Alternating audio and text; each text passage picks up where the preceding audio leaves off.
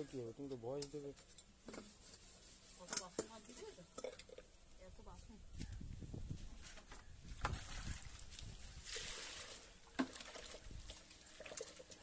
এত মেলে চলে তো ওখানে মাজতে পারতে না, এখানে মাজো। হ্যাঁ, বাসন মেজে আগে কেচে নিলাম, তারপরে বাসন মাজছি। হ্যাঁ, ঘুরিয়ে ঘুরিয়ে দেখো, ওইখানে দেখানোর কিছু নেই তো। না, দেখছি সব ঘুরিয়ে ঘুরিয়ে, বাথরুমটা খোলা আছে না। হ্যাঁ, তাই বন্ধ করে সরাও বা সরিয়ে করে এমনভাবে সরাবে যাতে বিচ্ছিরি না লাগে।